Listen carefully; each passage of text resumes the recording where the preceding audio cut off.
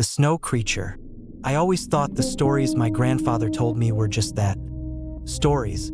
Tall tales spun by an old man to keep the kids entertained during the long Alaskan winters. But everything changed in the winter of 1953, when I found myself face to face with a nightmare that defied logic and shattered my lifelong skepticism. My name is Thomas Bennett, and back in 1953, I was a young geologist with a passion for exploring the untamed wilderness of the Rocky Mountains.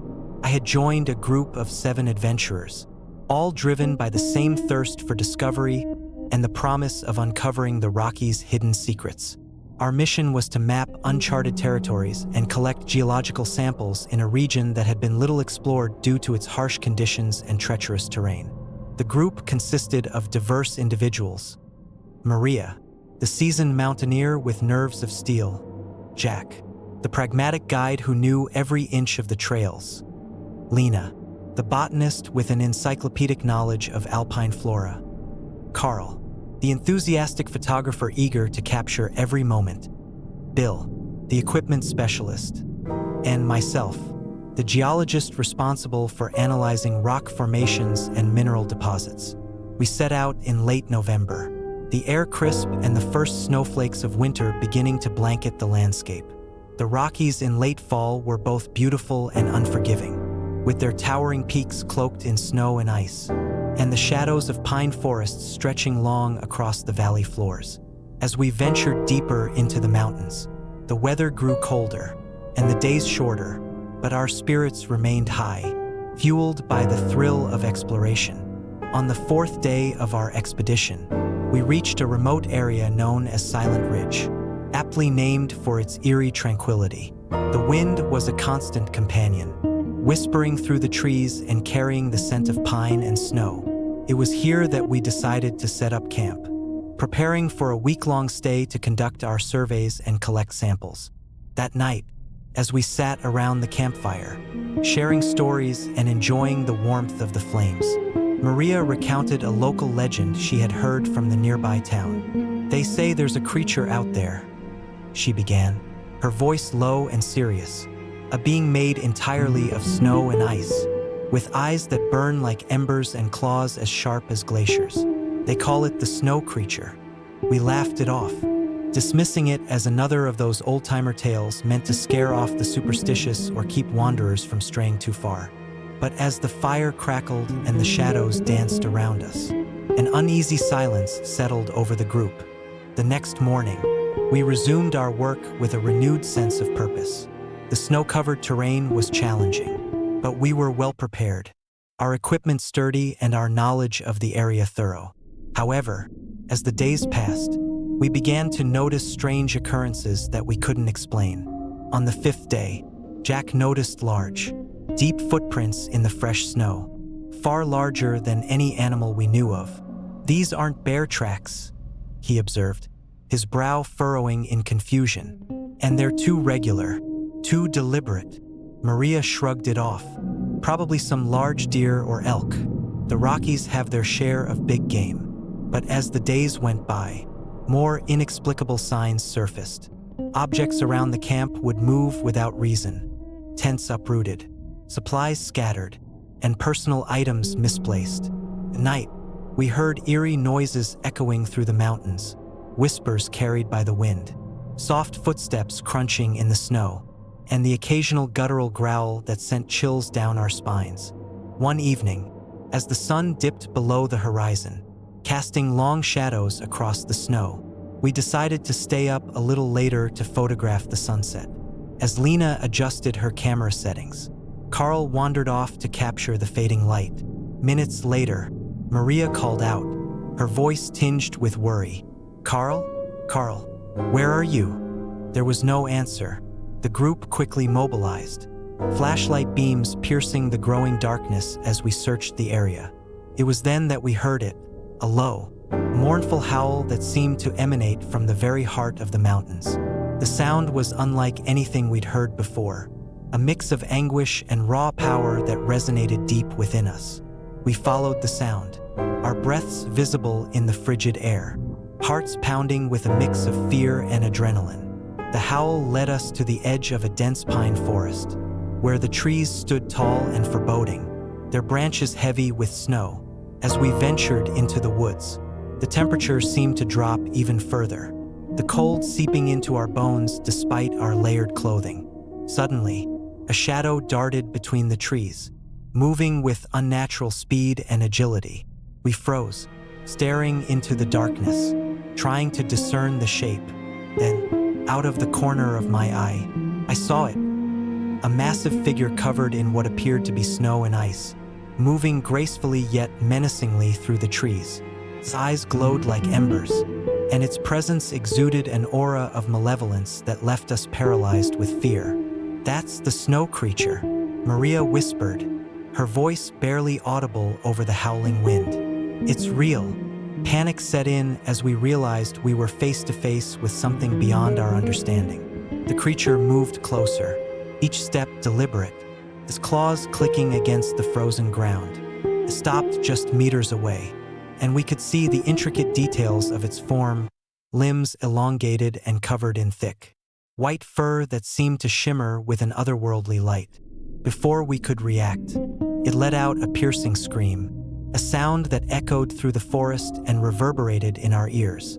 The ground beneath us began to shake, snow swirling in chaotic patterns as the creature advanced, its presence overwhelming. We turned to flee, but the path back seemed to twist and warp, the forest now a labyrinth of shadows and illusions. As we ran, the whispers grew louder, voices crying out in pain and despair. Surrounding us on all sides, the snow became thicker, the wind more aggressive, and the creature seemed to be always one step behind. Relentless in its pursuit, we stumbled and fell, the cold searing our skin. But the nightmare continued unabated. In a desperate attempt to escape, we sought refuge in a nearby cave, its entrance barely visible through the blinding snowstorm. We huddled together, hearts racing, trying to make sense of the horror unfolding around us. The creature's presence was still palpable, the whispers now a cacophony of tortured souls trapped in the icy grip of the mountains. Hours passed in the cave, the storm raging outside, when we finally saw the first light of dawn. Exhausted and frostbitten, we emerged from the cave, the snowstorm having subsided but leaving behind a landscape transformed by terror. The footprints we had followed were gone, erased by the snow, as if the snow creature had never existed. We packed up our gear in silence, the weight of our experience bearing down on us. As we prepared to leave Silent Ridge, a sense of foreboding lingered in the air, the memory of the snow creature etched into our minds forever. When we returned to civilization, the story of our encounter was met with skepticism and disbelief. Friends and family dismissed it as a hallucination brought on by isolation and extreme cold. But we knew the truth: we had faced something beyond human comprehension, a manifestation of the mountain's ancient, restless spirit.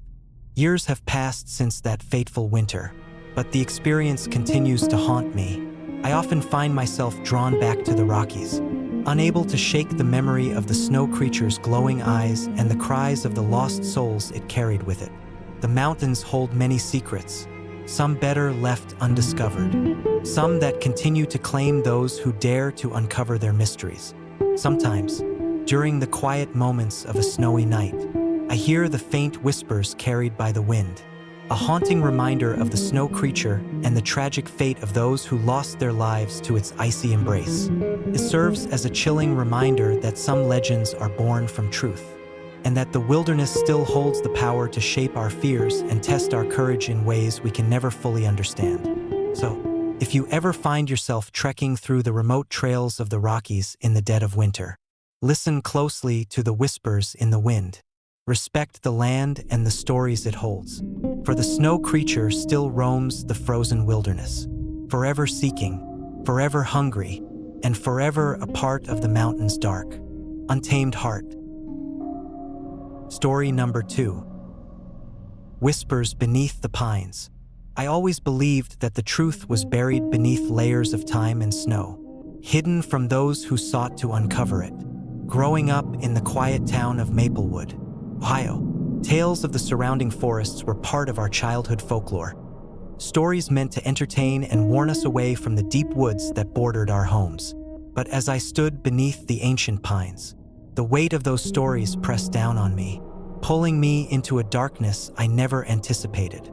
My name is Samuel Hartman, and the mystery of Alice Thompson's disappearance has haunted me for decades.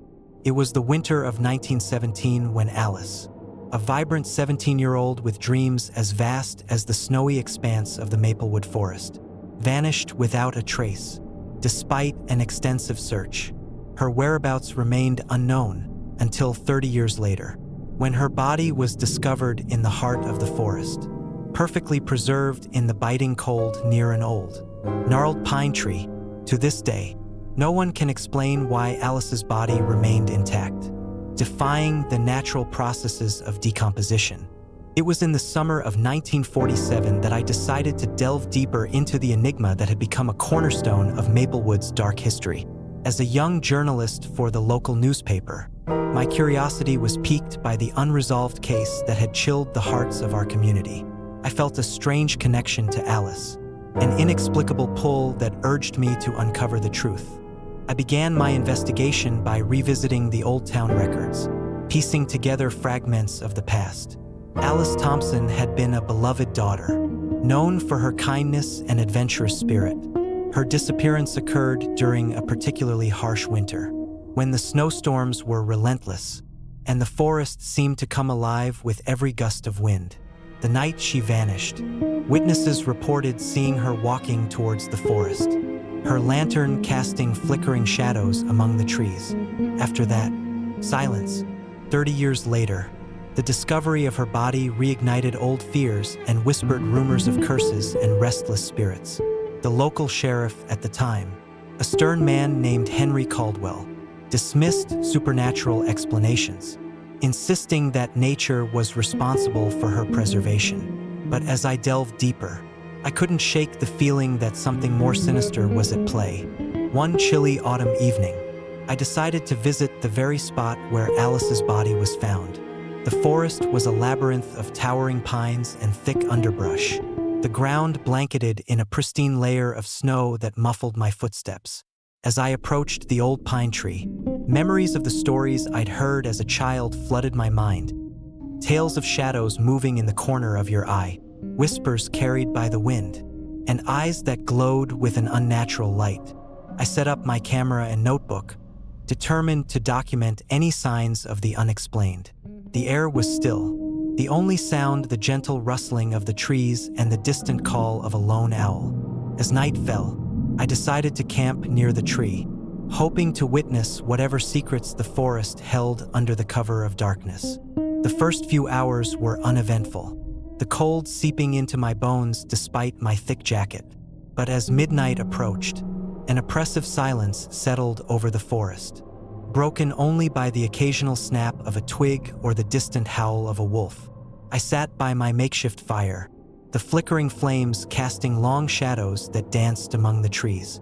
It was then that I heard it, a soft, mournful whisper carried on the wind.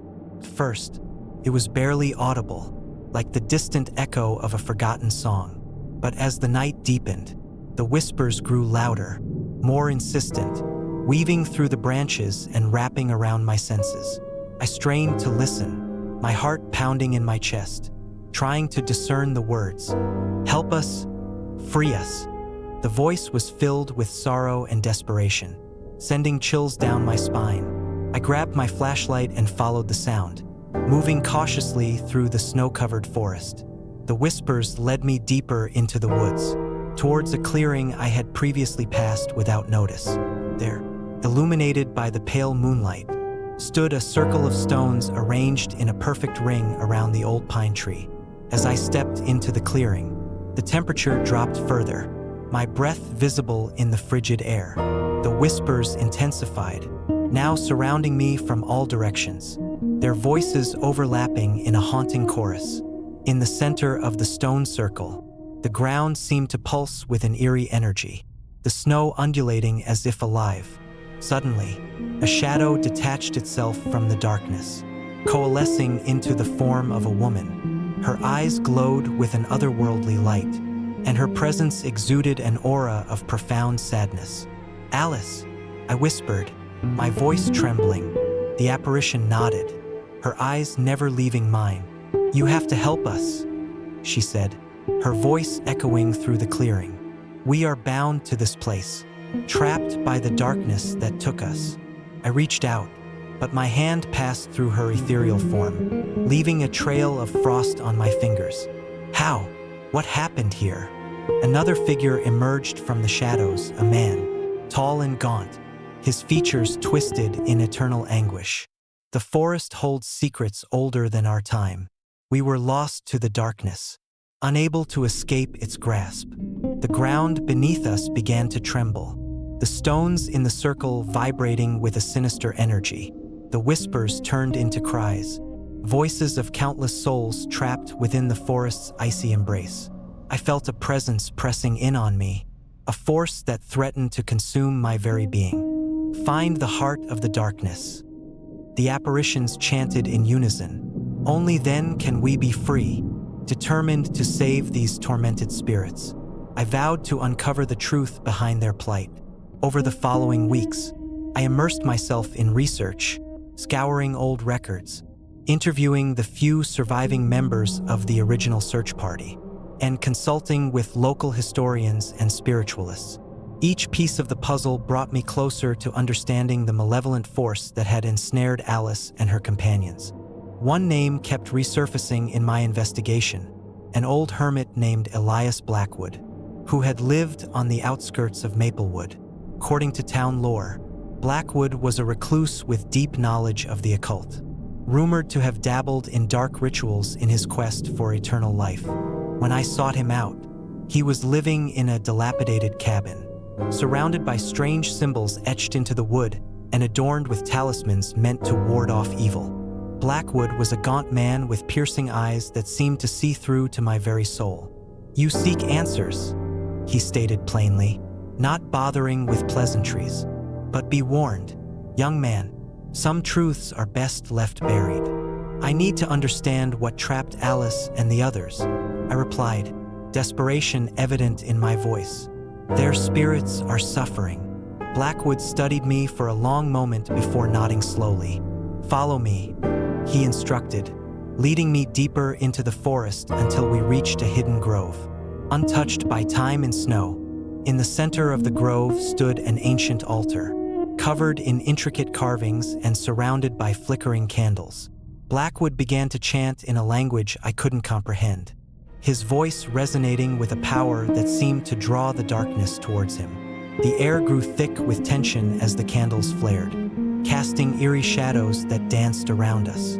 "We must confront the darkness that binds these souls," Blackwood intoned. "Only by facing it directly can we hope to release them." I felt a surge of fear and determination as we approached the altar. The ground began to shake, and a swirling vortex of shadows materialized before us, the very embodiment of the darkness that had consumed Alice and her friends. The whispers returned, now louder and more aggressive, as if the forest itself was fighting back against our intrusion. Blackwood continued his incantations, his voice rising above the cacophony of cries and howls. I stood my ground, clutching a talisman he had given me, a symbol of protection against the dark forces we were about to face. As the vortex expanded, the Frost Man appeared, his presence more menacing than ever. His eyes burned with a malevolent light, and his form was cloaked in shadows that seemed to writhe and twist like living entities. "You cannot defeat us," he growled, his voice a chilling echo that resonated through the grove. But Blackwood was undeterred. "We seek peace, not conflict," he declared, his voice steady. "Release these souls and end the suffering." The Frost Man laughed, a sound devoid of warmth or humanity. "Peace? There is no peace for the lost. The darkness is eternal." As the battle of wills commenced, the ground beneath us split open, revealing a chasm of pure darkness that threatened to engulf everything in its path. The Frost Man advanced, his claws reaching out to seize us, but the talisman around my neck glowed with a brilliant light. repelling his malevolent touch. With a final, powerful chant, Blackwood focused his energy on the altar, channeling the light from the talisman into the vortex. The darkness began to recede, the shadows dissipating under the force of our combined will. The apparitions of Alice and her friends began to fade, their expressions shifting from anguish to gratitude. "Thank you," Alice whispered, her voice now filled with peace. "You have set us free." The Frost Man let out a final, sorrowful wail as the darkness was banished. Leaving the grove in a serene stillness, Blackwood turned to me, exhaustion etched into his features. "It is done," he said softly. "Their souls are free to find peace." As dawn broke over the horizon, the snow began to melt, revealing the true beauty of the forest. The oppressive chill lifted, replaced by the gentle warmth of the rising sun. We left the grove, the whispers now nothing. But even as we walked away, I couldn't shake the feeling that the forest still watched us, the secrets still hidden beneath layers of snow and time. The legend of Alice Thompson and the Frost Man became a testament to the thin veil between life and death, reality and the supernatural, reminding me that some mysteries are best respected and never fully understood. Years later, Maplewood remains a quiet town, the forest a place of both beauty and fear. I often find myself gazing into the depths of the pines, remembering that winter when whispers led me to uncover the truth behind a tragedy that had lingered for generations. The story of Alice and the spirits of the forest became a cornerstone of our local lore, a chilling reminder that some souls never rest, and some mysteries remain forever shrouded in the cold embrace of the wilderness. So, if you ever wander into the snowy woods of Maplewood during the dead of winter, listen closely to the whispers carried by the wind.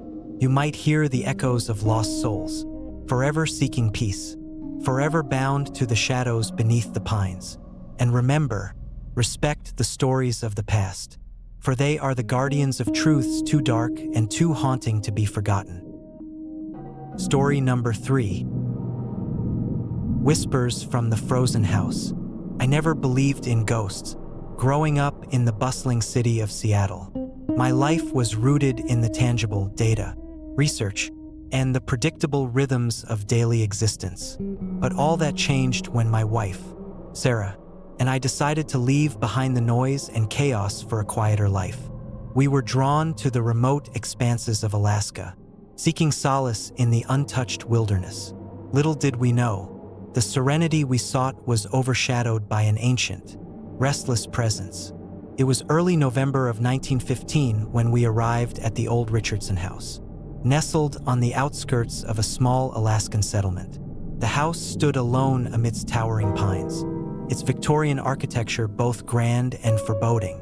The locals had warned us about the house's dark reputation, but Sarah dismissed their fears as superstitious nonsense. To us, it was the perfect retreat, a place to escape the remnants of our past and embrace the promise of a new beginning. The first few weeks were idyllic. We spent our days exploring the surrounding forests, fishing in the pristine rivers, and settling into the rhythms of rural life. The winters in Alaska were harsh, but the beauty of the snow-covered landscape was unparalleled.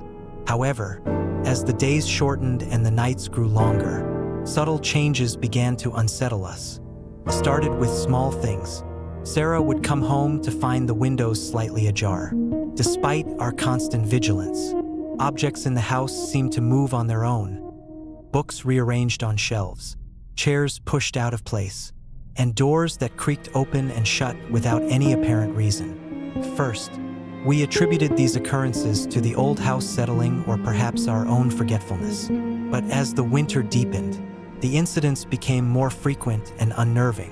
One evening, as a blizzard raged outside, Sarah and I sat by the fireplace, trying to ignore the howling wind and the creaking of the house. The temperature had plummeted, and the cold seeped into every corner of the house. Suddenly, we heard it, a soft, almost imperceptible whispering that seemed to emanate from the walls themselves. The sound was faint, but it carried an unmistakable tone of sorrow and despair. "Did you hear that?" Sarah asked. her eyes wide with fear. I nodded, my heart pounding in my chest. Probably just the wind. It gets pretty loud out there. But the whispers persisted, growing louder and more distinct each night. They spoke of loss, a pain, and of something that lingered, unable to move on. The air in the house felt thick, oppressive, as if the very walls were suffocating us with their secrets. One particularly frigid night, driven by a mixture of fear and curiosity, I decided to investigate the source of the whispers. Armed with a lantern, I made my way through the darkened halls, the sound guiding me deeper into the house. The basement door stood slightly ajar, the whispers growing louder with each step I took. As I descended the creaking stairs, the temperature dropped even further, my breath visible in the icy air. The basement was cluttered with old furniture, boxes, and remnants of past lives. In the corner, partially hidden beneath a thick layer of dust and snow, I saw it, a skeleton. The bones were pristine, unnaturally preserved by the relentless cold. There was no sign of decomposition, no indication of how long the person had been there. My mind raced as I tried to comprehend the sight before me. Who was this person? How did they end up here? And more importantly, what connection did they have to our house? I reached out, my fingers trembling, but stopped short of touching the remains. Instead, I grabbed my lantern and shone it on the skeleton, revealing more details. The bones were contorted in a way that suggested a violent end. The skull was broken, and the ribcage was misshapen, as if someone had forcefully crushed it. It was a grisly discovery that left me shaken to my core. As I stood there, grappling with the horror of what I had found, the whispers reached a crescendo. The room seemed to grow colder, the shadows lengthening and twisting around me. I felt a presence, a heavy weight pressing down on my shoulders, making it difficult to breathe. "Leave this place," the voice intoned, its tone commanding yet sorrowful. "Find peace." I stumbled back, my heart racing, and fled the basement. Sarah was waiting for me upstairs, her face pale and eyes wide with fear. "What did you find?" she demanded, her voice trembling. I found a skeleton in the basement," I stammered, unable to mask the fear in my voice. "It looks like they died violently. I don't know who they were or why they're here." Sarah's eyes filled with tears as she took in my words. "We need to leave," she said softly. "This house isn't safe for us anymore." But as we packed our belongings, the house seemed to resist our departure. Doors slammed shut on their own. Windows refused to stay open, and the whispers persisted, growing more desperate and insistent. It was as if the spirit of the deceased was trying to keep us trapped, to make sure their story was never forgotten. One night, as we huddled together in the living room, the whispers became louder, transforming into mournful cries. The air grew thick with a cold so intense it burned our skin. The shadows in the room seemed to come alive, twisting and writhing like living entities. Suddenly, the basement door flew open, and a gust of icy wind swept through the house. The lantern flickered and extinguished, plunging us into darkness. Panic set in as we fumbled for our flashlights, the cries of the ghostly presence echoing around us. "We have to confront it," I whispered, my voice barely audible over the chaos. "We need to understand why it's holding us here." Sarah nodded, her courage bolstered by my resolve. "Maybe we can help it find peace." Together, we made our way back to the basement, the whispers guiding us. The temperature was unbearable, the cold cutting through us like knives. When we reached the skeleton, the ghostly presence was stronger than ever, its cries filled with sorrow and pain. "Why won't you let us rest?" Sarah asked, her voice steady despite the fear gnawing at her. The whispers grew louder, more insistent. "Our lives were taken too soon. We cannot move on." I knelt beside the remains, feeling a connection to the tortured spirit. "We're sorry. We didn't mean to disturb you. How can we help you find peace?" The air seemed to shimmer as the ghostly presence responded. "Remember us. Tell our story so that our suffering is not forgotten." with tears streaming down our faces. We promised to honor their memory. We spent the next few days documenting everything we had experienced, determined to share the truth behind the haunted house. The whispers began to fade, replaced by a profound sense of calm. It was as if the spirit had finally found the closure it needed. When spring arrived, we left Alaska, the memories of that winter etched into our souls. The Richardson house stood silent once more, its dark secrets buried beneath layers of snow and time. But the legacy of the fallen remained, a haunting reminder of the thin veil between the living and the dead. Years later, I still hear the whispers on cold winter nights, a lingering echo of the past that refuses to be silenced. The House of Death in Alaska became a part of my story, a tale I share with others who dare to listen. It serves as a testament to the enduring power of memory and the restless spirits that seek peace long after their time has passed. So, if you ever find yourself in the remote wilderness of Alaska, heed the whispers of the past, respect the stories of those who came before you, and remember that some houses hold secrets that are better left undisturbed. For in the heart of the frozen north, the spirits of the dead still roam, forever searching for a way to be remembered and finally find their peace. Story number 4. Whispers Beneath the Pines. I never imagined that a simple family outing would become the nightmare that haunts me to this day. My name is Robert Mitchell, and this is the story of how a winter visit to an old cemetery in Illinois transformed my family's life into a living hell. It was the winter of 1933, a time when the Great Depression still gripped the nation, and families like mine struggled to find solace in the little joys life offered. My wife, Margaret, and I had 2 children, 16-year-old Eleanor and 10-year-old Tommy. We lived in a modest farmhouse on the outskirts of Maplewood, a small town where everyone knew each other, and secrets were as rare as a warm winter day. One cold December afternoon, seeking a brief escape from our troubles, Margaret suggested we visit the old Maplewood Cemetery. The cemetery was situated on the edge of town, bordered by dense pine forests that stood tall and silent, their branches heavy with snow. The graves were old, some dating back to the early 1800s, with weathered stones bearing names and dates long forgotten by most. We could use some fresh air, Margaret reasoned, her breath visible in the chilly air as we stepped into the cemetery with the kids bundled up against the cold.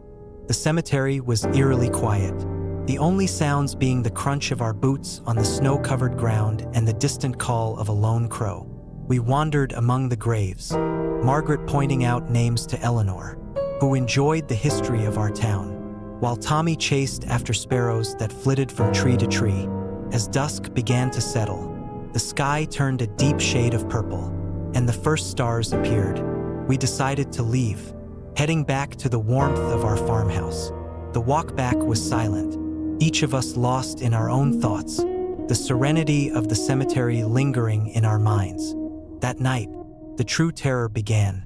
It was a stormy evening, the wind howling outside, causing the old farmhouse to groan and creak under its force. Eleanor was in her room, reading by the dim light of her lamp, while Tommy slept soundly in his bed. Margaret and I were in the living room, trying to watch a radio broadcast to drown out the storm's fury. Around midnight, a loud crash echoed from outside. Startled, I jumped up, rushing to the window to see what had caused the noise.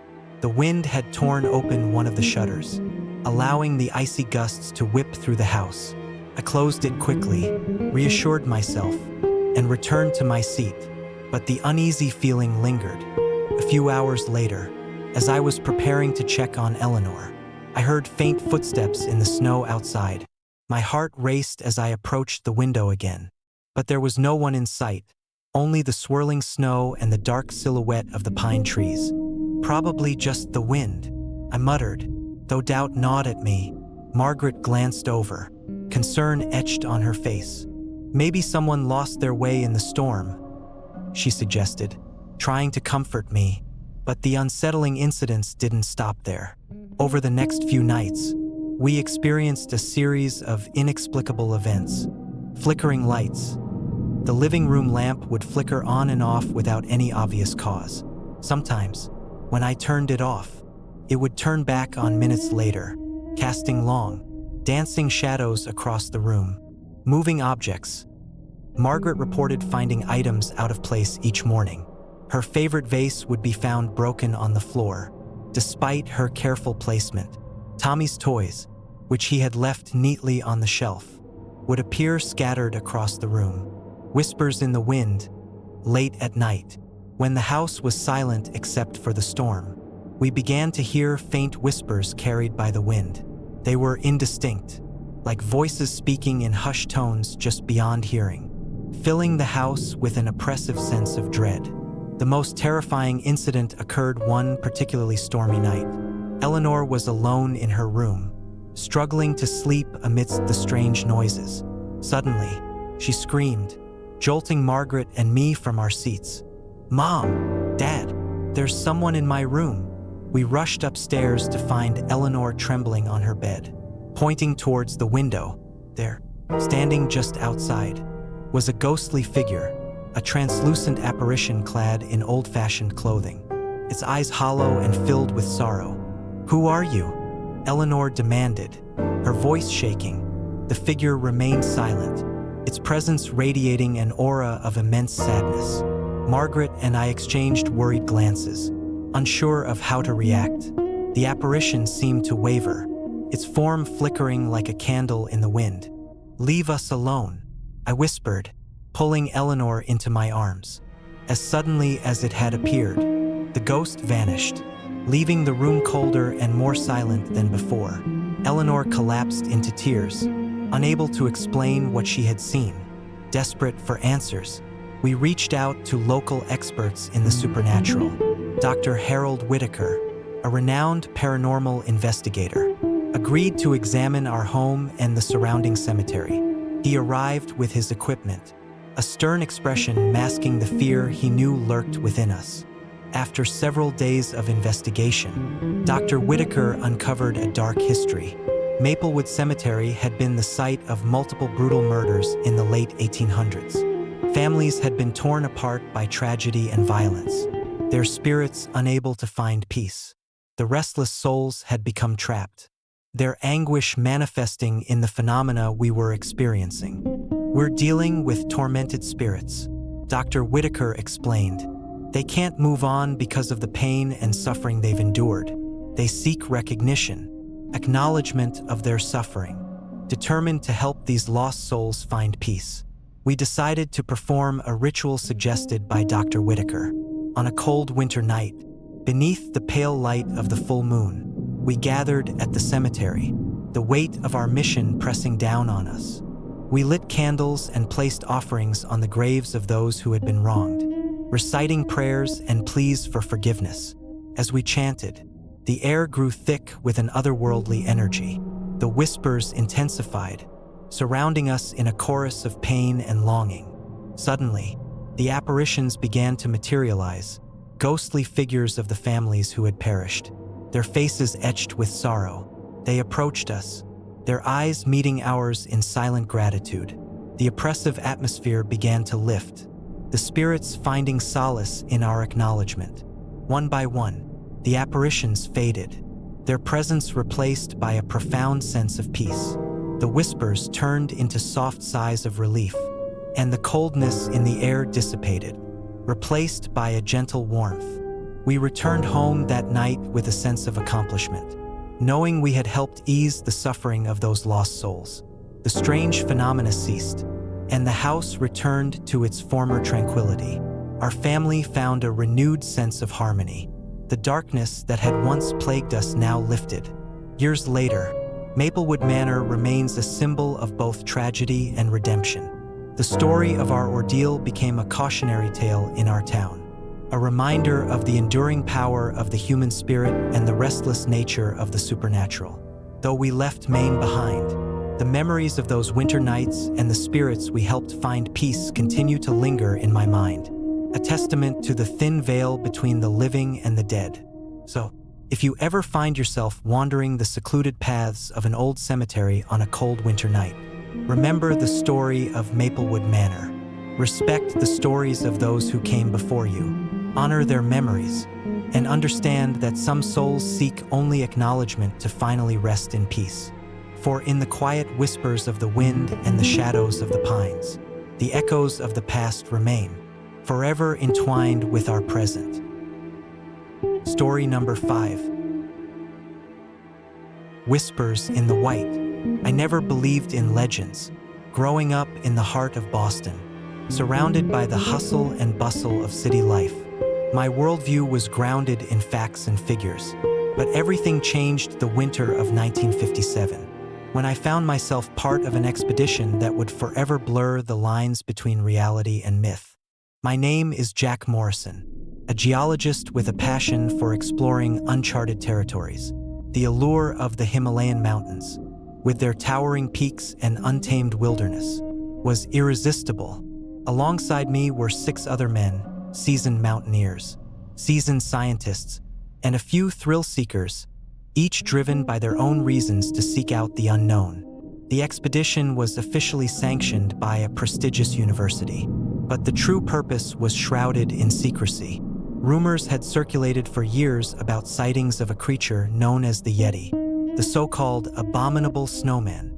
Skeptics dismissed it as mere folklore, but those of us who craved discovery knew that legends often held kernels of truth.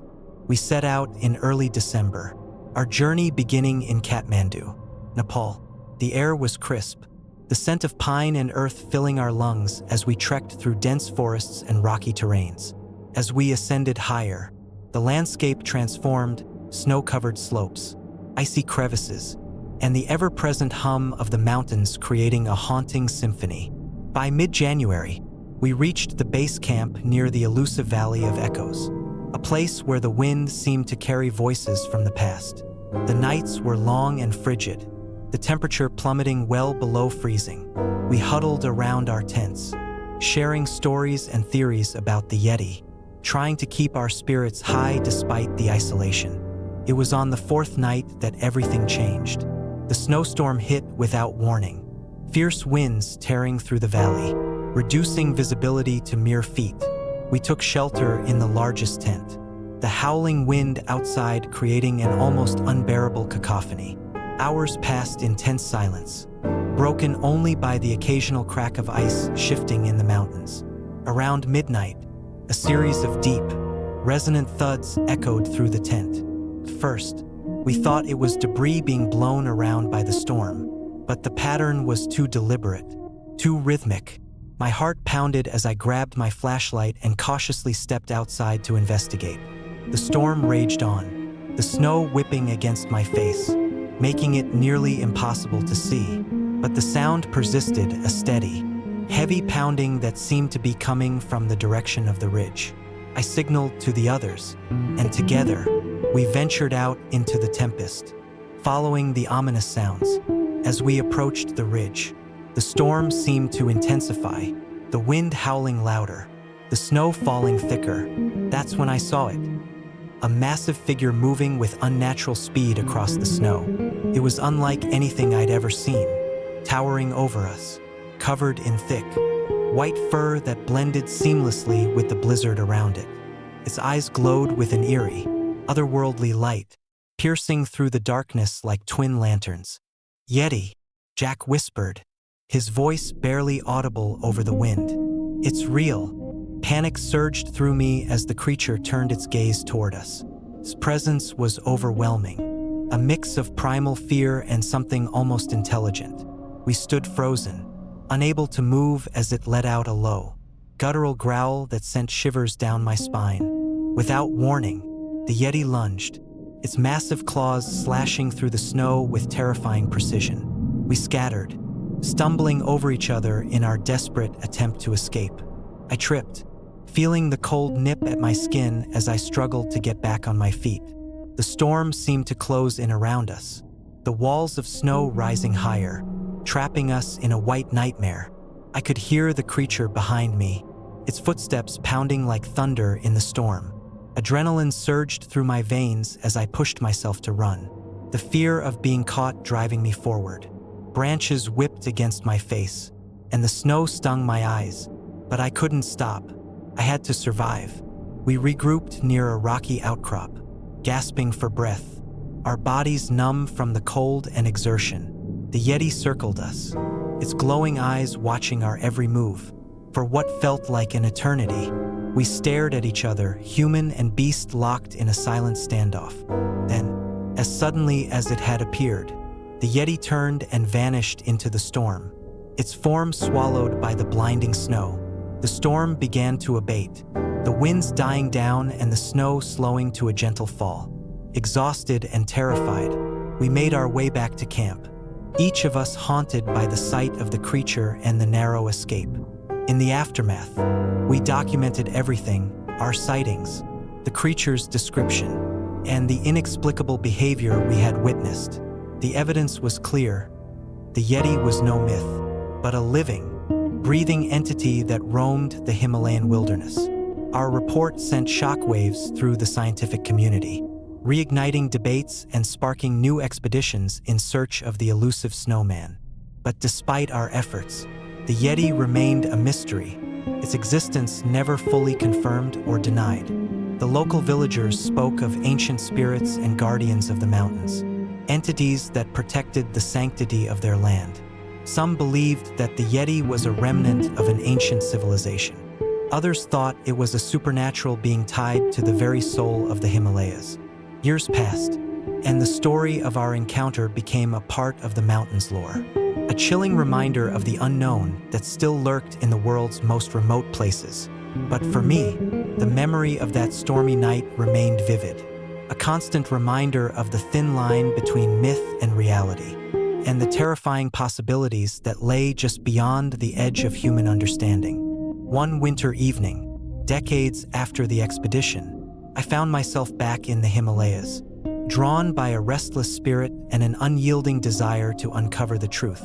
The mountains had aged, their peaks now cloaked in heavier snow, their valleys deeper and more foreboding. I joined a new expedition, led by a young, ambitious scientist named Dr. Laura Hensley, who shared my fascination with the unknown. As we trekked through the familiar yet ever-changing landscape, the stories of our previous encounter echoed in my mind. The cold was biting, the air sharp and unforgiving, but my resolve was unwavering. We set up camp near the ridge where I had first seen the Yeti, the site marked by the remnants of our old tent and scattered supplies. That night, under a sky blanketed with stars, the wind whispered through the pines, carrying with it the faintest hint of the past. We gathered around the campfire, sharing tales of previous expeditions and the legends of the Yeti. Laura listened intently, her eyes reflecting the flickering flames. "Do you think we'll see it again?" she asked, her voice a mixture of curiosity and apprehension. "I hope not," I replied, staring into the fire. But I won't deny that the encounter changed everything. It made me realize how much we still don't understand about these mountains. As the night deepened, the temperature dropped, and the wind picked up, carrying with it an unsettling stillness. The air grew thick with anticipation, the silence broken only by the crackling of the fire and the distant howl of a lone wolf. Then, just as the clock struck midnight, the storm hit. A fierce blizzard swept through the valley, snow swirling in a frenzy, visibility dropping to almost nothing. We huddled closer to the fire, the wind howling like a wounded beast outside our tent. Suddenly, the same deep, resonant thuds echoed through the storm, repeating the pattern from years before. "Did you hear that?" Laura whispered, clutching her jacket tighter.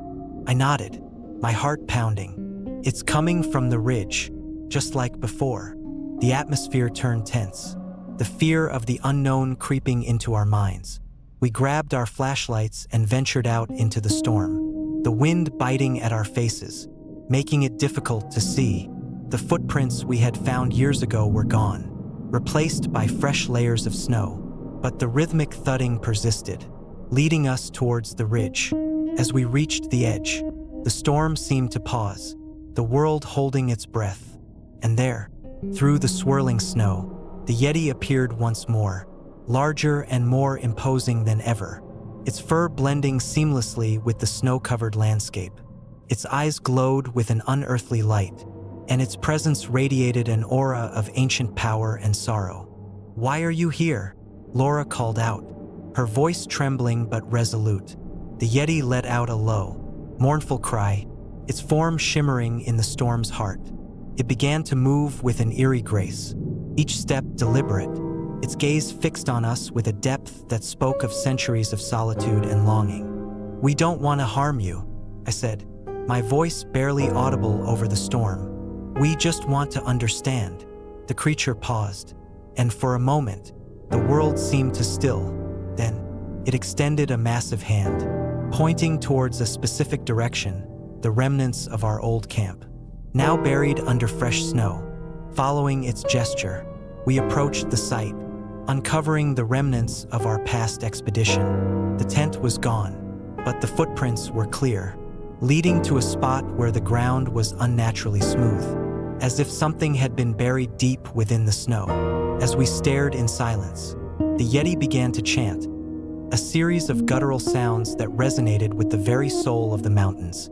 Suddenly, the snow began to shift, revealing a hidden compartment beneath the ground. Inside lay a journal, identical to the one we had found decades ago, written by Captain Muller.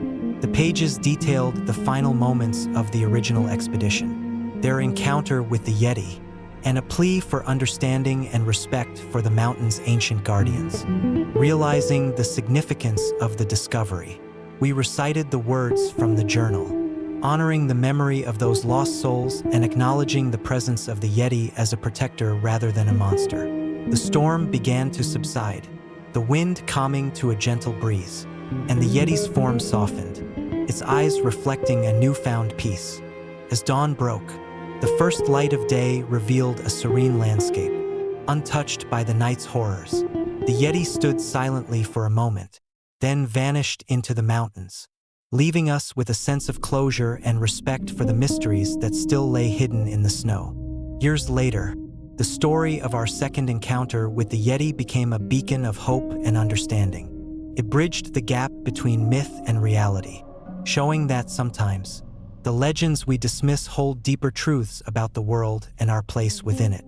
The Yeti, once feared as a monster, was now seen as a guardian of the mountains, a symbol of the untamed wilderness and the enduring spirit of those who ventured into its depths.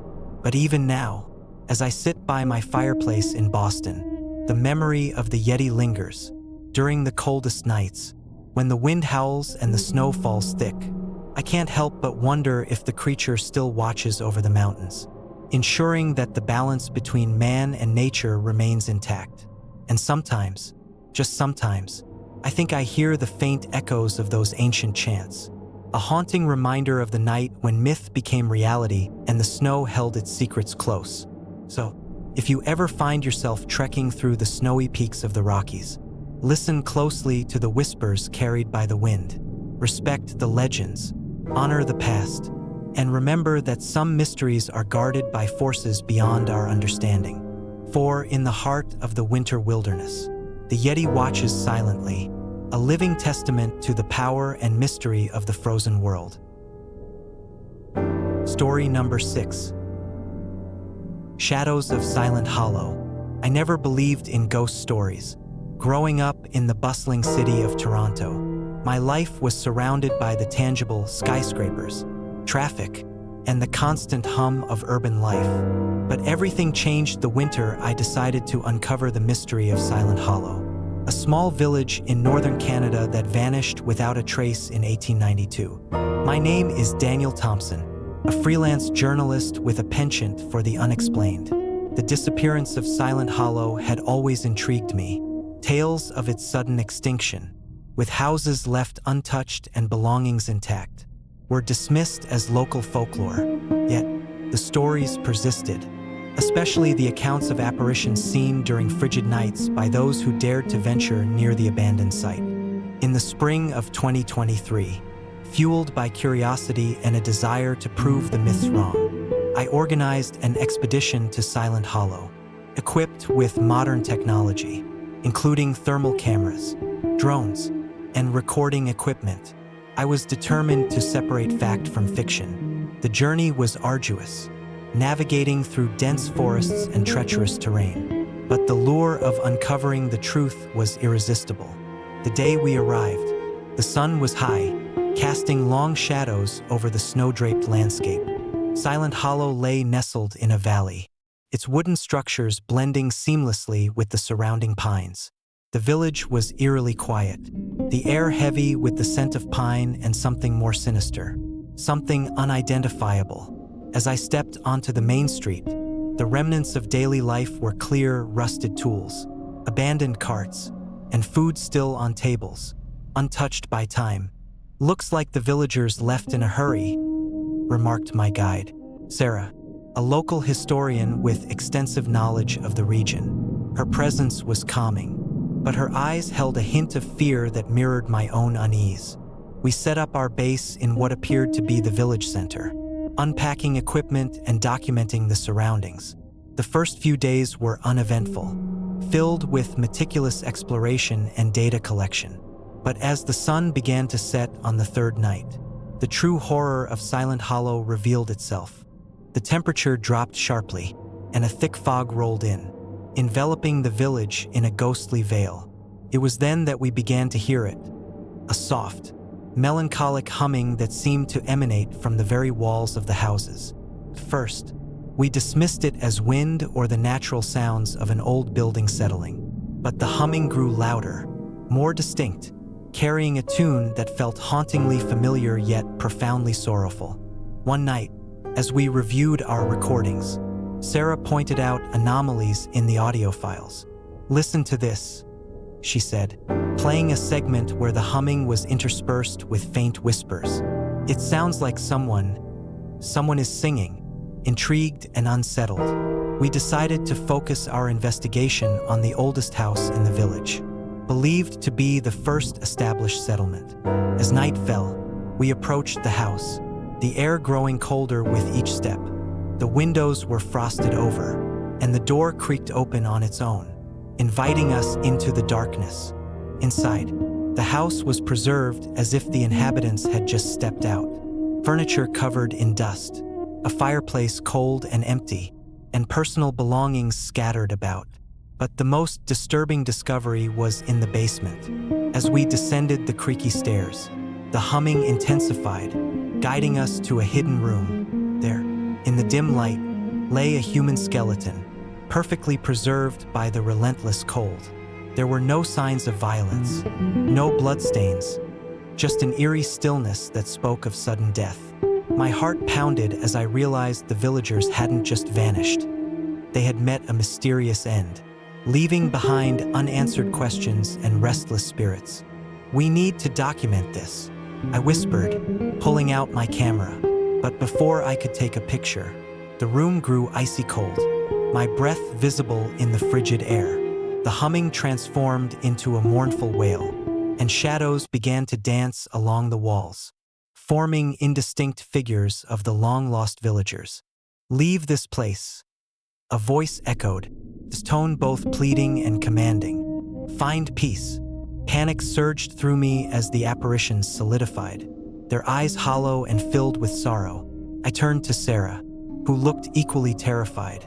"We have to go," she urged, grabbing my arm. But the house seemed to resist our departure. Doors slammed shut, windows slammed against their frames, and the temperature plummeted further. The shadows moved closer, surrounding us, their whispers growing louder, more desperate to escape. We fought against the invisible forces holding us in place.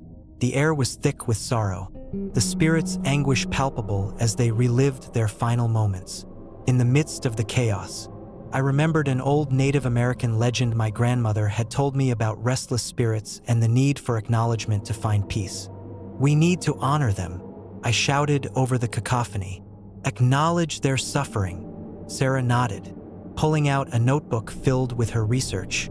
Together, we began to recite the names of the villagers, acknowledging their lives and their untimely deaths. As we spoke, the shadows began to recede, their forms fading into the misty air. The temperature slowly rose, and the oppressive weight lifted, replaced by a profound silence.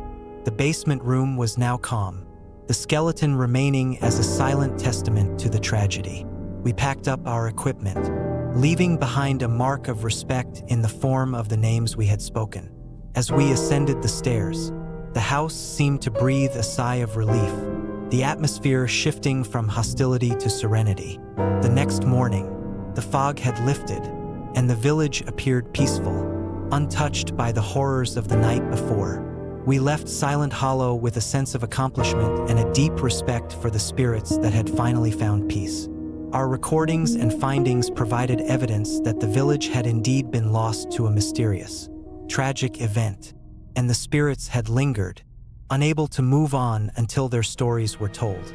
Years later, I still visit the archives, rereading Sarah's notes and listening to our recordings. Silent Hollow remains a poignant reminder of the thin veil between life and death, the power of acknowledgement, and the enduring presence of those who came before us. The village may be gone, but its legacy lives on in the whispers of the past, a haunting echo that ensures their memory is never forgotten. So, if you ever find yourself wandering through the remote forests of northern Canada during the coldest months, listen closely. You might hear the whispers of Silent Hollow, a call to remember, to honor, and to find peace amidst the shadows of the forgotten. Story number 7. The Frostman. Winter in rural northern New York had always been harsh, but the winter of 1976 was something different. The snow fell heavier, the nights grew longer, and an unshakable chill settled into every crevice of our old family home. I still remember the first night it happened, the night the Frostman began his silent hunt. My name is Emily Carter, and back then, I was a 16-year-old high school student living with my parents and younger brother, Jake, in a secluded farmhouse surrounded by endless forests and rolling hills blanketed in white. Our house had been in the family for generations, a sturdy structure of wood and stone that had withstood countless storms and winters. But this year, something felt off. The air was colder, the shadows longer, and an inexplicable sense of dread lingered in the atmosphere. It started innocuously enough. On the first night of the heavy snowfall, as my parents were tucked away in the living room reading by the fire, Jake and I were upstairs, trying to finish our homework. The wind howled outside, rattling the windows and making the house groan under its force. I glanced out the window, mesmerized by the swirling snowflakes dancing in the lamplight. "Do you hear that?" Jake whispered, his eyes wide with uncertainty. I listened. There it was, a soft, rhythmic sound, like footsteps crunching through fresh snow. At first, I dismissed it as a stray animal or perhaps a tree branch scraping against the house. But the sound persisted, growing louder and more deliberate with each passing night. Each evening, as the sun dipped below the horizon and the world was cloaked in darkness, the footsteps returned. They started outside our back door, trudging through the thick snow, pausing occasionally as if searching for something. My parents attributed it to wildlife, but their reassurances did little to quell the unease that settled over me. One particularly frigid night, the footsteps took on a different quality. They were slower, more deliberate, and carried an eerie cadence that sent shivers down my spine. I nudged Jake, urging him to look outside. We peered through the curtains, hearts pounding. The snow-covered yard was empty, the moonlight casting ghostly shadows across the landscape. But then, through the swirling snow, a figure began to emerge, tall and gaunt. Its body seemed to blend seamlessly with the white surroundings. Its eyes glowed with an unnatural light, piercing through the darkness with an intensity that was both captivating and terrifying. "Jake, what is that?" I whispered, gripping his shoulder tightly. He stared, frozen with fear. "I don't know. It looks like a man." But it wasn't just a man.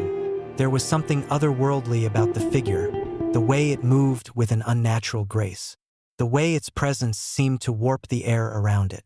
As it drew closer, the footsteps ceased, replaced by an oppressive silence that pressed in on us from all sides. Suddenly, The figure stopped at the edge of our yard, its eyes never leaving ours. A cold breeze swept through, carrying with it a whisper that seemed to come from everywhere and nowhere at once. "Leave now," the voice intoned, low and resonant. "This place is not for you." We stood there, paralyzed by fear, as the frost man's gaze bore into us. Then, as quickly as it had appeared, the figure vanished into the night, swallowed by the swirling snow. The silence returned, but the memory of those glowing eyes and the chilling warning lingered in our minds. The next morning, our parents were skeptical. "Probably just your imagination," my dad said, trying to sound reassuring. But Jake and I knew what we had seen. The frost man was real, and he was watching us. Days turned into weeks, and the frost man continued his nightly patrols. Each time he appeared, he seemed more agitated, his presence growing colder, more menacing. The house felt like it was shrinking around us, the walls closing in as the frost man's influence spread. Windows would frost over in intricate patterns overnight, and doors would slam shut with a force that left us shaken. One night, unable to bear the fear any longer, I confronted my parents. "Dad, Mom, we need to leave. The frost man, he's real." My father sighed, running a hand through his graying hair. "Emily, it's probably just someone lost in the storm. We'll put up more lights and keep an eye out. There's no such thing as the frost man." But his words did little to comfort me. Sleep became elusive, replaced by nightmares of the frost man stalking our home, his eyes glowing in the darkness, his presence suffocating. Jake, once a resilient boy, became withdrawn and anxious, terrified of the nightly apparitions. As the winter wore on, the frost man's visits became more frequent and aggressive. He would leave behind cryptic symbols etched into the frost on our windows, symbols that seemed to pulsate with an otherworldly energy. The air in the house grew thick with an oppressive chill, and the shadows seemed to move with a life of their own. One night, as I sat huddled by the fireplace, trying to ignore the eerie noises outside, the door to our bedroom creaked open. I glanced up to see the frost man standing at the doorway, his eyes fixed on me with an intensity that was almost hypnotic. "Why are you here?" I demanded, my voice shaking. "What do you want from us?" His response was a silent scream, his eyes burning with an ancient sorrow. I felt a surge of empathy, an inexplicable connection to the tortured soul before me. I'm sorry. We didn't mean to disturb you." The frost man's expression softened, his form beginning to shimmer and fade. "Remember us," he whispered, his voice now barely audible. "Honor our memories." With that, he vanished, leaving me alone in the silent room. The air felt warmer, the oppressive weight lifting ever so slightly, but the damage was done. The frost man had left an indelible mark on our family, a constant reminder of the thin veil between the living and the dead. As winter gave way to spring, the footsteps ceased, and the frost man no longer haunted our nights. The house felt lighter, the shadows less menacing, but the memories lingered, haunting our dreams and coloring our days with an unspoken fear. Years have passed since that winter, and the frost man story has become a cautionary tale in our family. We moved away from the farmhouse, seeking solace in the city where the ghosts of the past could no longer reach us. But every winter, as the first snowflakes begin to fall, I find myself haunted by the memories of those icy nights and the sorrowful gaze of the frost man. I often wonder about the truth behind the legend. Was he a restless spirit, bound to the farmhouse by some ancient curse? Or was he something more, a manifestation of the winter's unforgiving nature? The truth remains elusive, hidden beneath layers of snow and the passage of time. But one thing is certain: the frost man is a reminder that some spirits are never meant to be forgotten, and that the coldest winters can hide the darkest of secrets. And as long as the snow falls and the nights grow long, the frost man will continue his silent vigil, a ghostly guardian of a winter long past. So, if you ever find yourself in the remote reaches of northern New York during the harshest of winters, Listen closely to the whispers in the snow. You might just hear the footsteps of the frost man walking his eternal path through the cold, unforgiving night. Story number 8. Echoes of the Frozen. I never believed in the supernatural. Growing up in the heart of Berlin, surrounded by the relentless pace of city life, my worldview was firmly rooted in the tangible science, logic, and the unwavering belief that every mystery had a rational explanation. That was until I stumbled upon the story of the 1926 German expedition to the North Pole, a tale that would forever alter my perception of reality and plunge me into a nightmare I couldn't escape. My name is Klaus Weber, a historian specializing in early 20th century exploration. My fascination with forgotten expeditions and lost civilizations led me to the archives of the Berlin Historical Society, where I unearthed the fragmented accounts of the ill-fated 1926 North Pole expedition. The expedition, led by the ambitious Captain Friedrich Müller, had set out with a crew of 7 determined to conquer the unforgiving Arctic winter.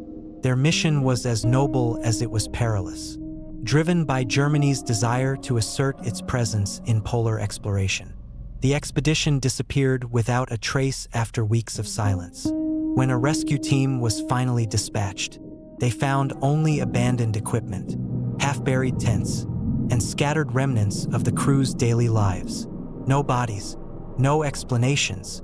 It was as if the entire group had been swallowed by the ice, leaving behind only whispers of their existence.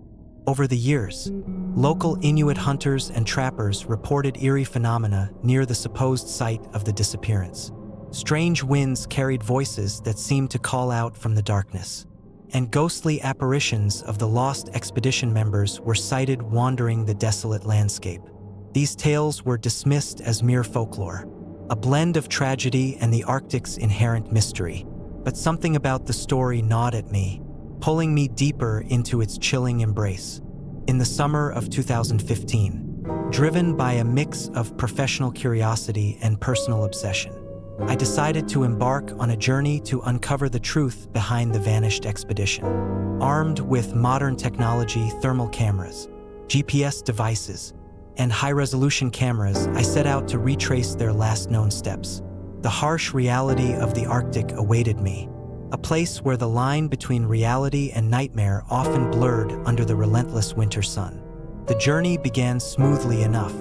The expedition site was located in a remote area of northern Canada, accessible only by a grueling trek across treacherous ice fields and frozen tundra. As I ventured further north, the landscape transformed into an endless expanse of white, the snow stretching as far as the eye could see. The silence was absolute, broken only by the howling wind and the crunch of my boots against the ice. Days turned into weeks as I meticulously searched for any sign of the missing crew. Each evening, I set up camp in the shadow of towering icebergs, the cold seeping into my bones despite the layers of thermal clothing. It was during one particularly harsh night, under a sky freckled with stars, that I first heard it, the faintest whisper carried by the wind. A voice so soft it could have been a figment of my imagination. "Help us!" I froze, my heart pounding in my chest. I scanned the darkness, half expecting to see a ghostly figure emerging from the snow. But there was nothing, just the relentless Arctic night, untouched and unforgiving. I chalked it up to exhaustion and the mind's tendency to conjure phantoms in extreme isolation. The next morning, I discovered the source of the whispering, a partially buried tent, its fabric torn and frayed. Inside, remnants of the expedition's gear lay scattered. But what caught my attention was a tattered journal, half buried in the snow. With trembling hands, I opened it, the pages brittle and yellowed with age. The journal belonged to Lieutenant Heinrich Bauer, a name that rang familiar from the historical records. His entries were frantic, detailing the increasing isolation and the oppressive cold that seemed to sap the crew's morale. But the most disturbing entries were the last few pages, where Heinrich wrote about seeing shadows moving in the corners of his vision and hearing voices that weren't there. "Nightmares plague our sleep," Heinrich wrote. "Shadows dance at the edge of our sight. whispering our fears back to us. We fear the ice itself is alive, hungry for our souls. A chill ran down my spine as I read the final entry. We cannot escape. The ice has us. It watches. It listens. It remembers. Determined to find answers, I pressed on, delving deeper into the heart of the Arctic. Each step brought me closer to the unknown, the whispers growing more persistent, the apparitions more frequent. It wasn't long before I encountered the spectral figures, ghostly apparitions of the lost expedition, their hollow eyes staring into nothingness, their forms flickering like candle flames in the wind. One night, as a blizzard raged outside my tent, I saw Captain Muller standing at the edge of the ice, his expression one of eternal despair. "You shouldn't have come," he whispered, his voice echoing through the storm. "Leave us be." But I couldn't turn back. The more I uncovered about their disappearance, the more I felt an inexplicable connection to their plight. It was as if their suffering had woven itself into the very fabric of the Arctic, binding me to their fate. As the winter deepened, the phenomena intensified. The whispering voices became clearer, forming fragmented pleas for help. Apparitions roamed the ice fields, their mournful wails piercing the silence. Equipment malfunctioned inexplicably, GPS devices lost signal. Cameras captured fleeting shadows, and thermal sensors showed cold spots where no physical object existed.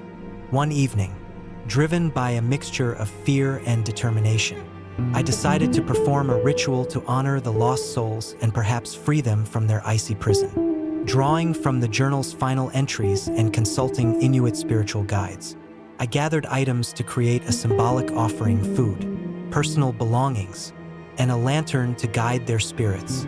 Standing in the heart of the frozen wasteland, I lit the lantern and began to chant the incantations provided by the spiritual guides.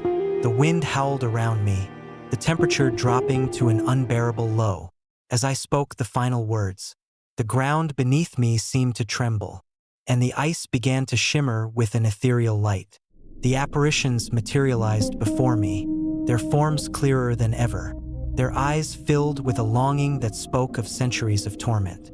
"Thank you," they whispered in unison, their voices merging into a harmonious chorus. "Peace." A wave of warmth washed over me, a stark contrast to the freezing cold. The shadows began to dissipate, their forms dissolving into the night sky like mist. The whispers faded, replaced by a serene silence that spoke of release and closure. Exhausted but relieved, I watched as the final apparition of Captain Muller smiled, a genuine expression of gratitude. Before vanishing into the light, the Arctic night returned to its peaceful state. The oppressive presence lifted.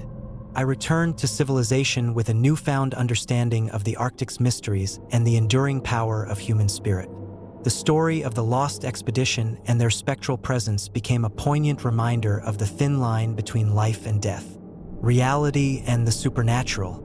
Years later, I still hear the echoes of their whispers on quiet winter nights, a haunting reminder of the souls I helped set free. The Arctic remains a place of beauty and terror, where the past and present intertwine beneath the frozen surface, waiting for the next curious soul to uncover its secrets. So, if you ever find yourself in the remote wilderness of northern Canada during the harshest winters, listen closely. You might hear the whispers of the lost expedition, calling out for help, yearning for peace, and reminding us that some mysteries are better left undisturbed. Story number 9. Whispers of Maplewood Manor. I never believed in ghosts. Growing up in the heart of Boston, surrounded by the relentless pace of city life, my skepticism was well-founded, or so I thought. But the winter of 1974 shattered that belief, plunging my family and me into a nightmare that defied all logic and reason. This is the story of how Maplewood Manor became our living hell and the haunting legacy it left behind. My name is Thomas Caldwell, a mid-level manager at a publishing house. And in the summer of 1974, my wife, Linda, and our 2 children, Emily and Jack, decided we needed a change. The hustle and bustle of city life had taken its toll on all of us. We craved peace, tranquility, and a fresh start. So, when we stumbled upon Maplewood Manor, a sprawling Victorian house nestled in the secluded woods of rural Maine, we thought we had found our sanctuary. Maplewood Manor was everything we had hoped for. A charming, albeit slightly worn, structure with sprawling grounds and a sense of timeless beauty. The real estate agent assured us that the house had been unoccupied for years, a relic of a bygone era. Little did we know, the house held dark secrets that had been buried beneath layers of snow and silence. We moved in on a crisp November day, the air filled with the scent of pine and the promise of a new beginning. The first few weeks were idyllic. Emily and Jack reveled in exploring the vast property, while Linda and I settled into our new roles as homeowners. The house, with its high ceilings, grand fireplaces, and antique furnishings, exuded a warmth that made us feel instantly at home. But as the days shortened and the nights grew longer, subtle changes began to unsettle us. It started with the windows. No one could explain why they would open and close on their own, especially during the dead of night. First, we dismissed it as drafts or the house settling, but the frequency increased, and the occurrences became more deliberate. One particularly cold night in December, I was awakened by the sound of footsteps crunching through the snow outside our bedroom window. I sat up, heart pounding, and peered into the darkness. The moon was hidden behind thick clouds, and the snowstorm had rendered the world outside an impenetrable white void.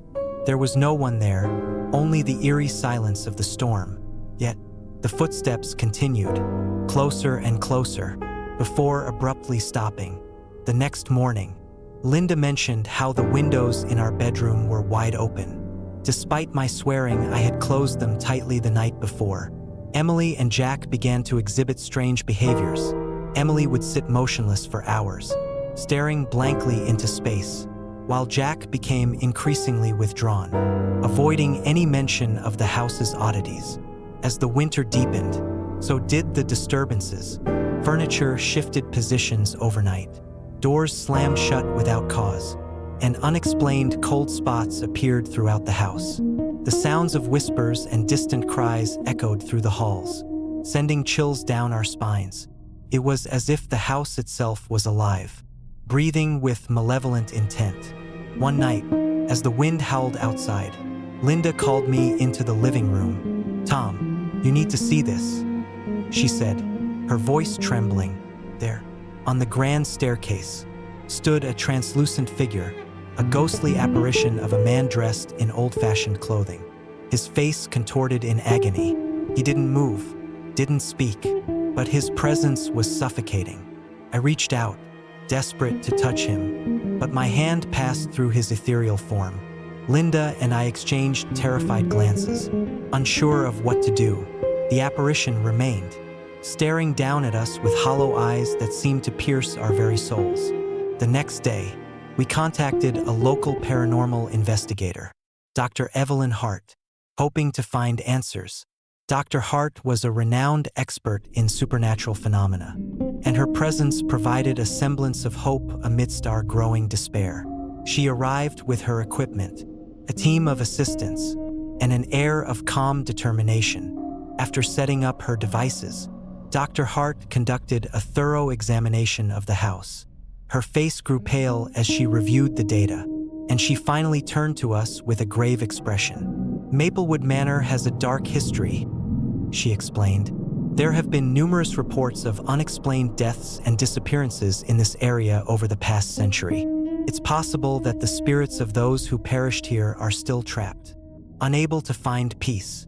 That night, as the storm raged outside, the manifestations intensified. The ghostly figure reappeared, accompanied by others, women and children, their faces twisted in sorrow and fear. They moved through the house, their cries echoing through the walls, creating an unbearable atmosphere of despair. Emily was the first to break.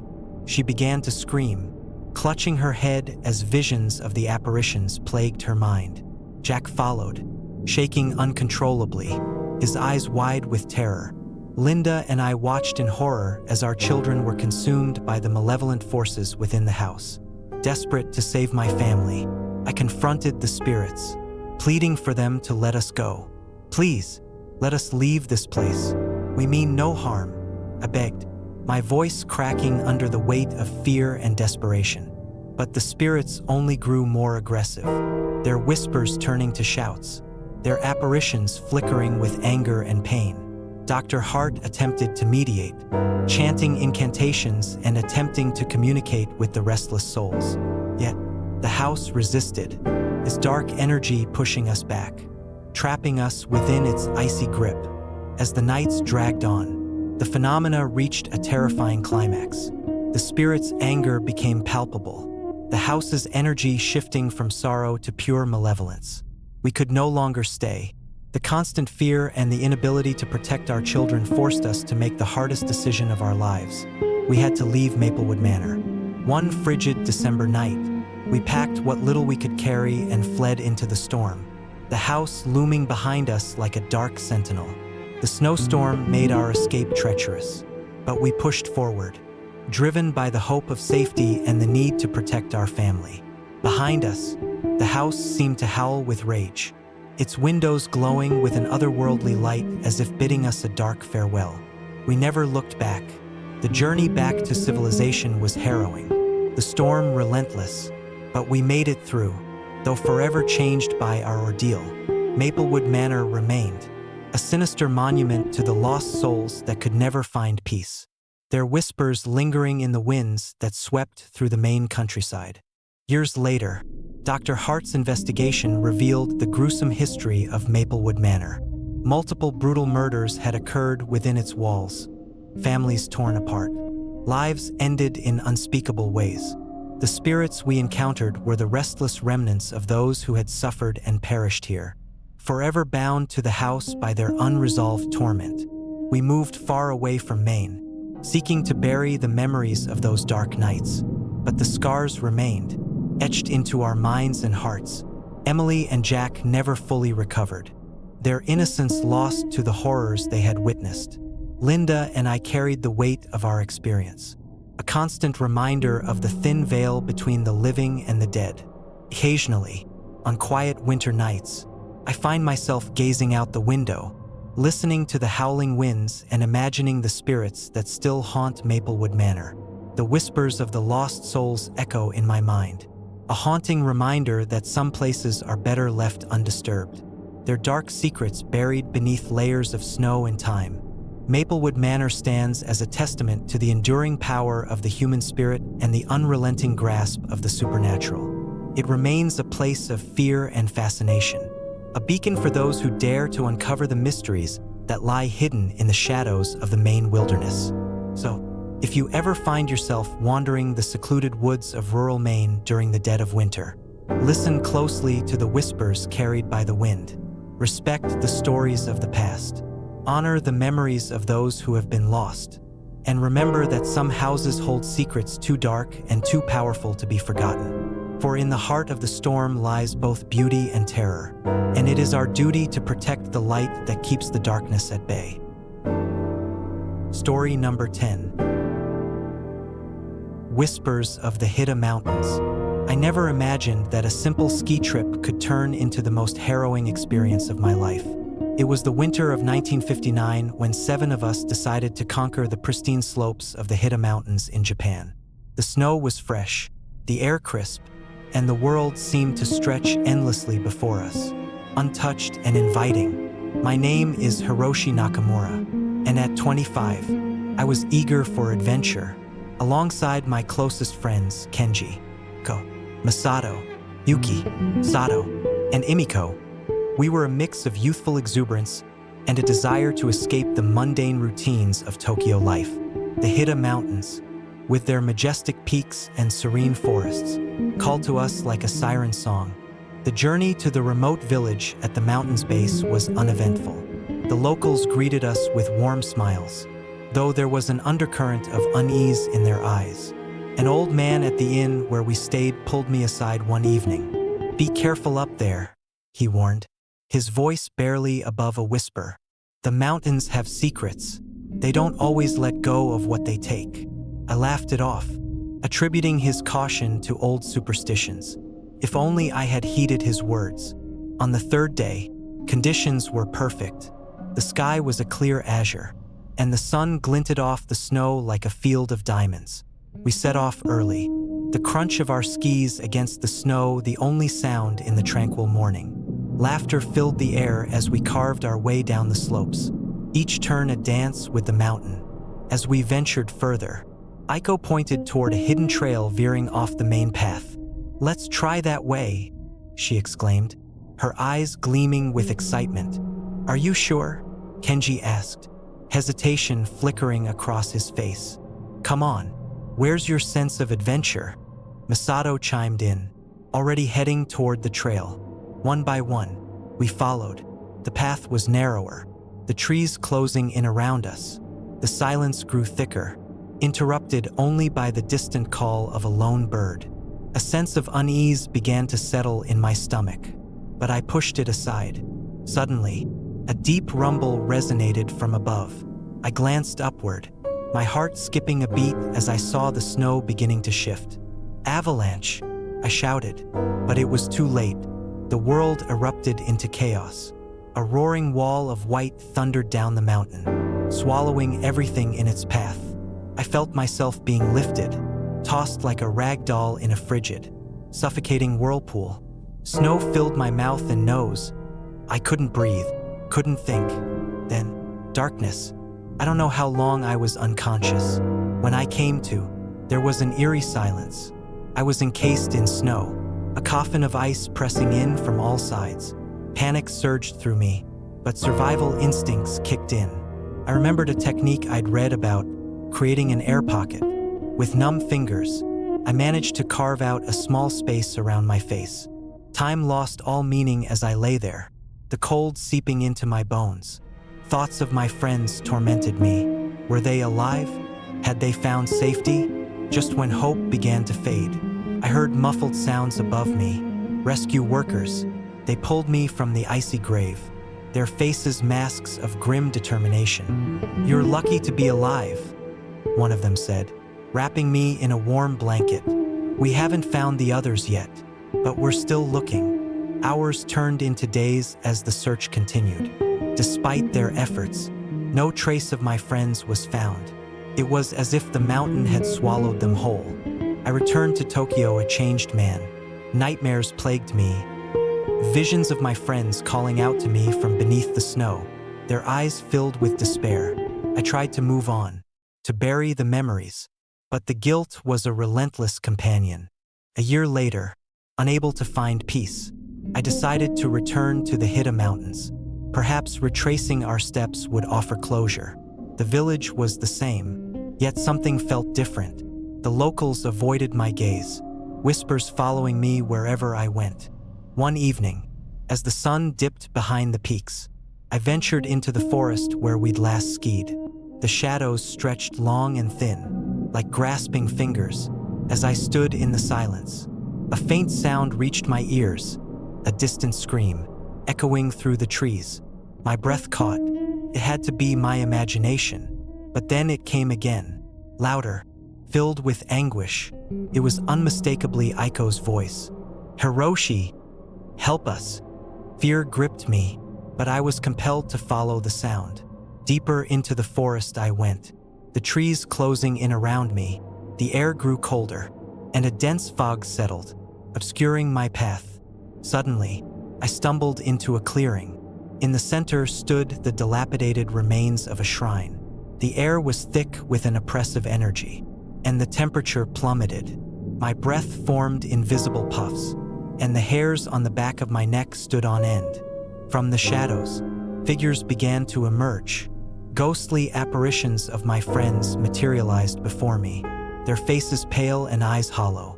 "Why did you leave us?" Kenji's voice was barely a whisper, yet it pierced through me like a dagger. I didn't."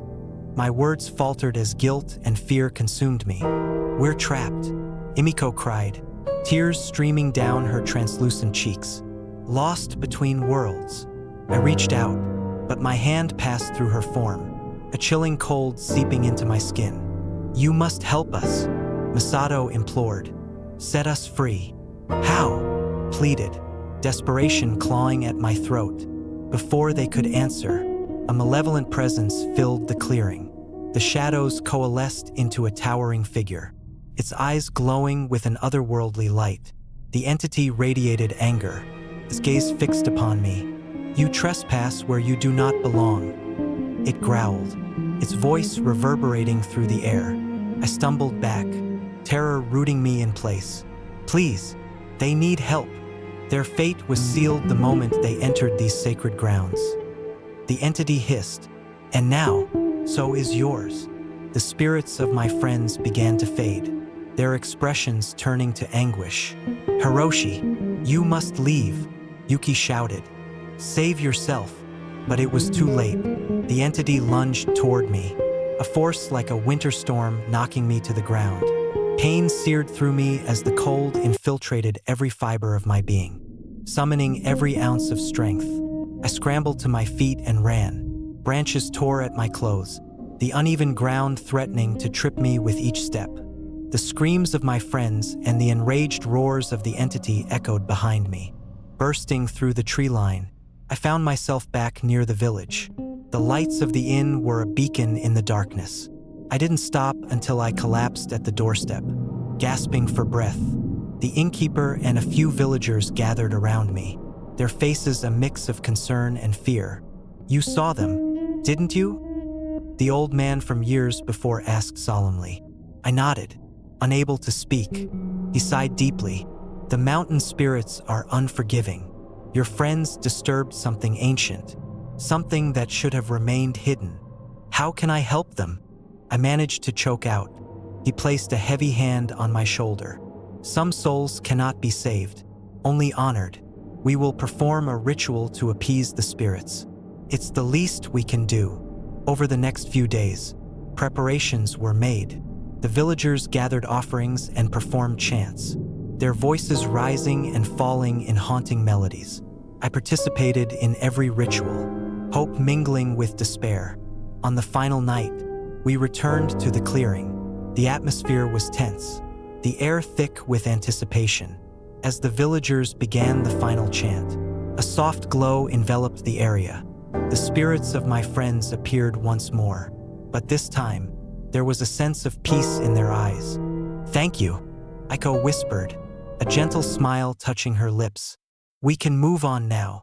Relief washed over me, tears blurring my vision. "I'm so sorry," I said, my voice breaking. Kenji nodded. "It's not your fault. Live your life. Hiroshi, don't let this haunt you." As they faded into the light, a calm settled over the forest. The oppressive weight lifted, and for the first time since the tragedy, I felt a semblance of peace.